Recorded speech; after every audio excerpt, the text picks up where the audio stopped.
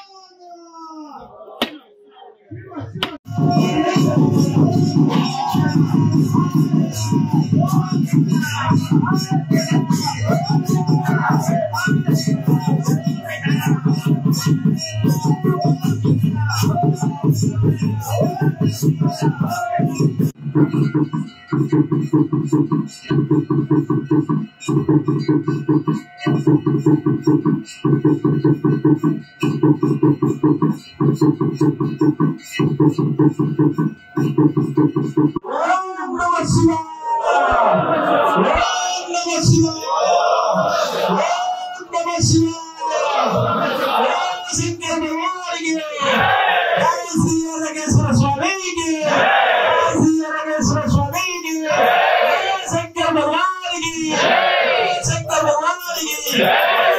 ओम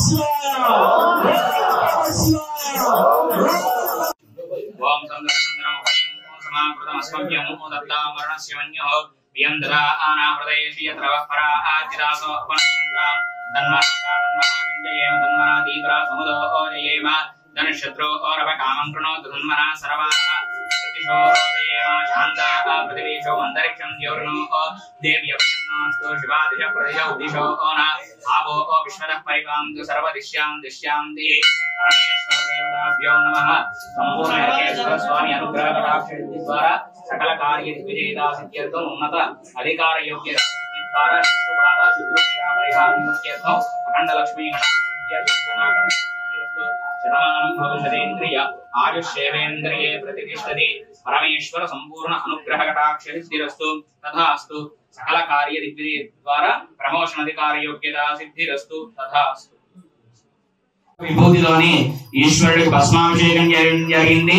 కావున మళ్ళీ వచ్చే సోమవారం చివరి సోమవారం ఆ రోజున